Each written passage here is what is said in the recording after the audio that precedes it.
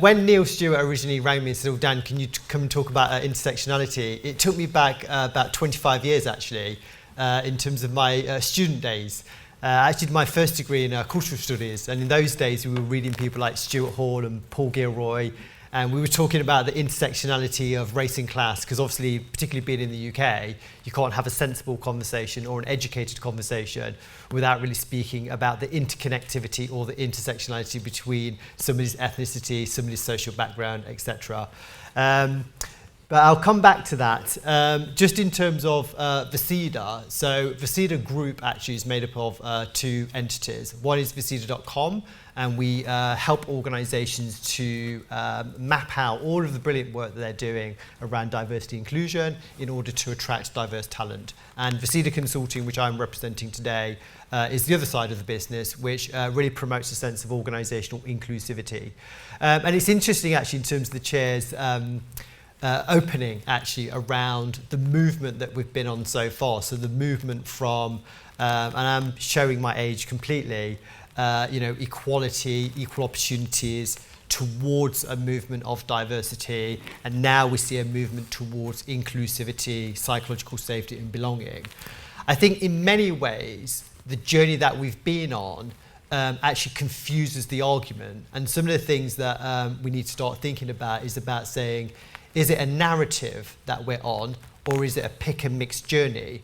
And what I mean by that is just because we're moving towards a sense of diversity and inclusion, the question is, does that mean we should forget about the principles of equality or forget about the principles of equity?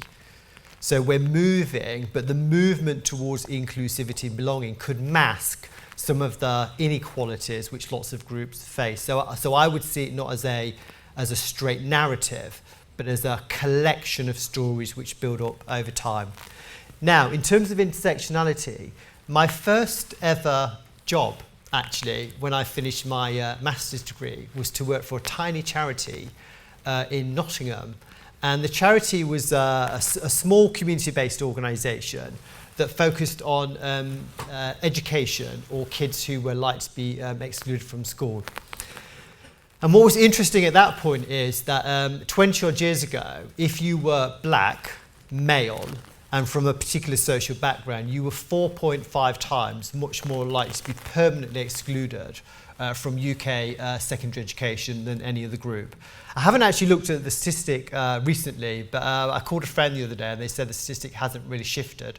So in 25 years, we still have a problem. But I think what was interesting way back then was actually having a conversation with policymakers around how do we deal with young, actually it wasn't even just black kids, it was young black males who were permanently excluded from school.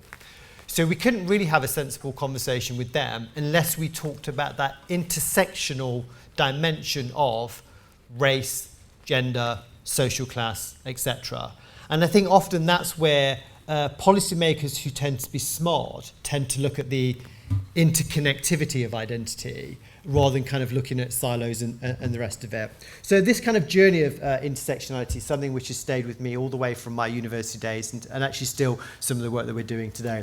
So I want to pose with you a couple of challenges and then maybe some things which can help in terms of the journey. The problem is that if we are to understand issues of power, if we're to understand issues of privilege, how exclusion works and the rest of it, is we need to move away from the current narrative. And the current narrative still tends to talk about identity in silos. So we talk about, the problems of gender in the workplace. We talk about the problems of race in the workplace. We talk about the issues of sexual orientation, etc. And to be honest with you, I spend my life traveling all over the world talking to corporations about, diversity, inclusion, etc. It's very, very rare that we have sophisticated conversations around not thinking about people in discrete identity boxes, but in terms of the complexities around how identity works and how exclusion works. And this kind of separation of identity, keeping people in kind of silos, is interestingly, I see, kind of reinforced through policy. So, actually, even when we look at, things which on the surface seem actually fantastic. So if we look at, what the government's trying to do in terms of, looking at gender pay, actually, how can you have a sensible conversation around looking at gender pay if you don't do an analysis around looking at the disparities not between men and women, but between, for example, white men and black women. So you can't really understand gender pay if you don't have a conversation about, race, gender and social class at the same time. But our policy framework is not set up in a way which allows organisations to be sophisticated around that. And then we see various activities in the world of work, which in many ways, on the surface, they're actually brilliant and they're designed to do some really, really good stuff. So on a simplistic level, we have things like affinity networks. So most of the organisations in this room and most organisations globally will have an LGBT network, a women's network, a race network, a disability network, etc. And those things are really unique and they're really important in terms of providing individuals and communities who have historically been excluded a space to have their voice heard. But the problem is they operate in silos. And so they're unable to provide a sophisticated analysis to their organisation in terms of the complexities of race and social class, gender, etc., etc. So if we're going to have a sophisticated conversation around exclusion, which is what this conversation is about, we have to say what is it that's getting in the way of enabling us to have that conversation. And part of how the current narrative is set up is designed to keep us into boxes and silos. So we need to think about how we can start to reframe. And just a quote here, which I think is quite an interesting one, which is we all know, we've all done lots of stuff about, unconscious bias. So we know that the human brain is designed to categorize. So this process of categorization and categories for humans is necessary, but also it's particularly useful and it can be useful. But we also know that it does become quite, and I quite like the word actually, that categories actually do become quite pathological, in a kind of high level sense, but also in a technical sense. When the category is seen as definitive, preventing people from considering the fuzziness of boundaries, let alone revising the categories. And I think this is a really interesting quote because identity is fuzzy and identity is confusing. I stand here before you, as a white male, a gay guy from a working class background, etc. So even though you can see certain things in front of you, there's a whole complexity to who I am, and that complexity in many ways bestows on me power and privilege because of things like my whiteness and because of things like my maleness. But in many other ways, it bestows on me a sense of exclusion and a sense of psychological vulnerability because of other identity points. And so that's the kind of fuzziness of how identity plays out, that you're not in one box or the other. In fact, even in a space of 24 hours, you can shift from one space to the other. And I think that's where we probably need to get a bit more sophisticated. So we do need to think about this kind of interconnectivity between all of our identity points, and obviously that list can grow and grow. That's not a complete list. But we know that what intersectionality is about, intersectionality actually is not particularly confusing at all. In fact, it's a very, very simple concept. It's just about how do we have a conversation about how power and privilege interconnects those identity points of race, class, etc., etc. So that's some of the things that we kind of need to think about there. The interconnectivity or the interlocking between things like race and class and how those two things work together to promote a culture of discrimination for some and power for others. Now, what's interesting about all of this stuff, which is relatively straightforward, is a number of kind of movements that we see. And I just wanted to share something with you. And this is quite interesting in terms of a graph. I don't know if you can see this, but we can send the slides out afterwards. And I think this is where we get sophisticated in terms of understanding, well, how does intersectionality play out in the world of work? And when we look at this, I don't know if you can all see this, but there's a whole series of statements at the side. But when we do an analysis of how people feel in the world of work and their perceptions of psychological safety and their perceptions of belonging, we can track that actually it's not just about women feeling excluded, but the group that feels most excluded in lots of organisations, and this is from McKinsey, is black women. So black women don't feel that they have their voice heard. They don't feel empowered to challenge. They don't feel, that they get the right opportunities and the same as everyone else. So the current narrative, which is a good narrative around gender inclusion and the need to have not just more women in the world of work, to have women's voice heard and move them up the pipeline, is missing a major trick if it doesn't talk about the connectivity between gender and race. The current conversation around gender is fundamentally missing a point, actually, and it's not sophisticated enough currently to think about how we can understand how reality works.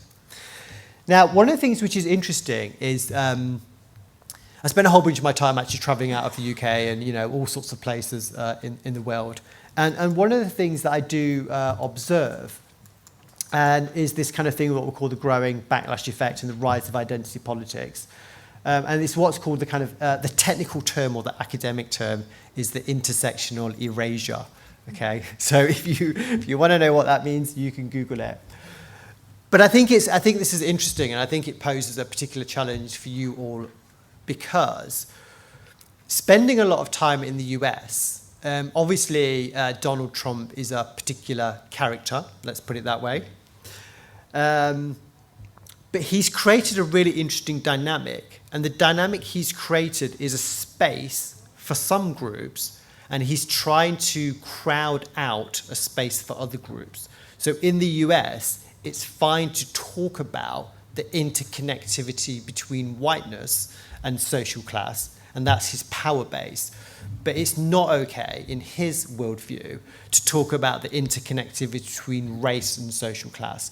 And so what we find is a valuation of one group and a devaluation of another group.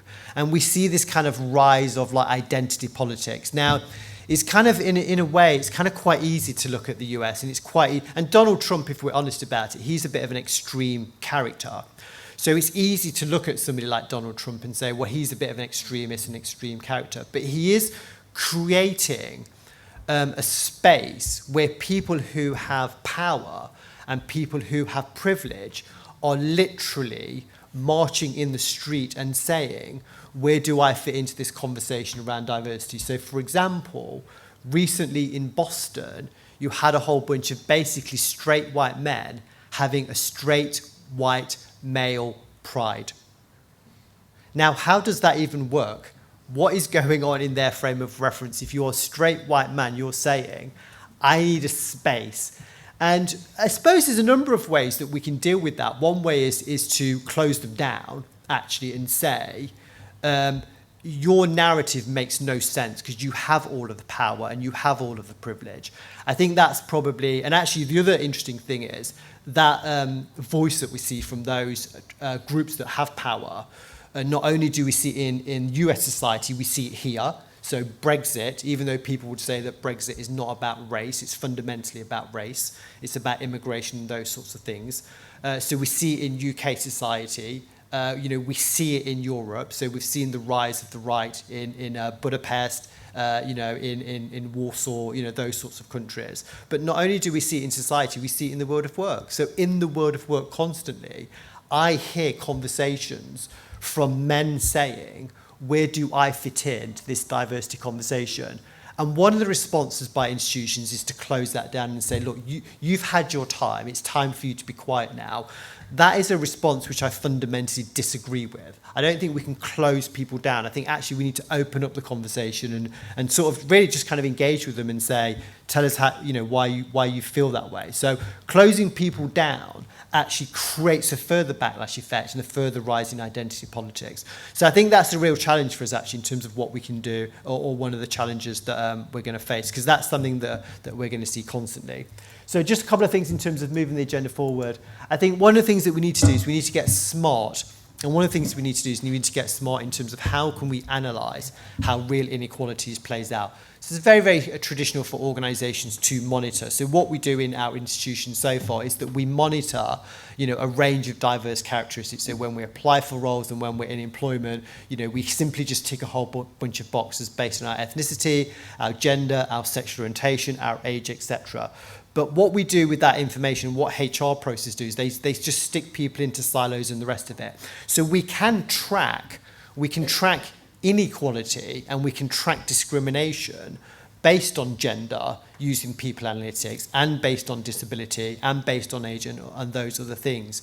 But what we need to do now is we need to take an intersectional approach to tracking how people access employment, what is their sense of opportunity within the world of work. But also one of the things that organisations don't do, which they should be doing, is they should be tracking an approach to psychological safety and belonging.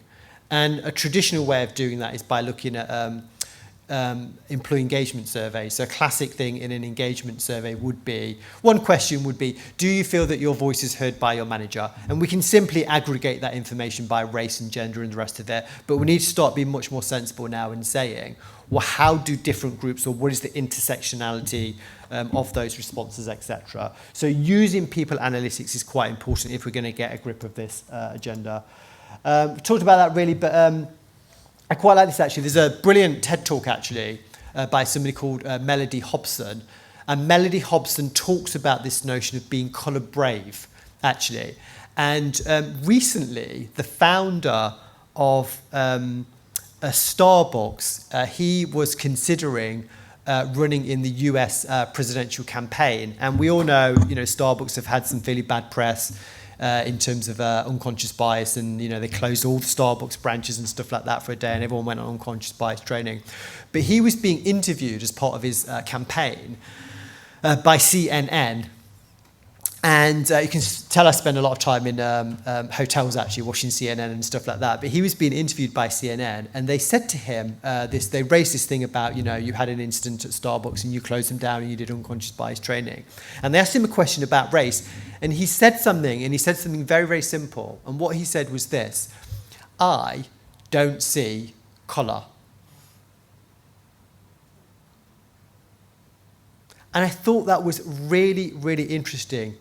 How can you not see colour? Now, obviously, I know what he was trying to say. What he was trying to say was this: it doesn't matter who you are. It doesn't matter what your race is, what your gender is, what your background is. If you're talented and you're smart, I want you to come and work at Starbucks. And this is what he was saying, have an ethic where race doesn't come in my frame of reference. But it's such a naive way of seeing the world. How can you not see colour? It doesn't make any sense on any level. And I think Melody Hobson in her TED talk talks about something interesting, which is race in particular in the US and in the UK is such a sensitive topic that what people do is they avoid the conversation. But what I would say to you all is, rather than being colour blind, let's all be colour brave, and let's step into the politics of race and the politics of gender in order to think about how we can alleviate some of those prejudices that we come across.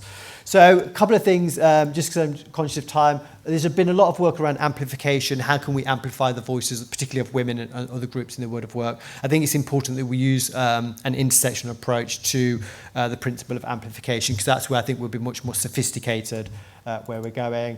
And then two other things. One is about visibility, representations, and role modelling. It's important that when we do things like conferences like this, that we don't just think about the gender diversity of our conference panels, that we're much more sophisticated in terms of that approach. And then finally, and I will say this as somebody that spends my life running programs around the world, is that it's very, very rare that I see a sophisticated program that talks about the complexities of identity, and a sophisticated program that talks about the dynamics of intersectionality. So one of the things that I would leave you all with is think about, when you're running your diversity programs or when you're running your unconscious bias programs, not just to talk about the separation of things like gender, race, but bring intersectionality into your awareness raising programs. And I think that's where you'll probably get some a bit more traction on this conversation actually. So just some headline thoughts from me. I'll hang around for a little bit. I've actually got to fly off in a bit to somewhere else, but hopefully I can join the panel and we'll go from there. Thank you all very much.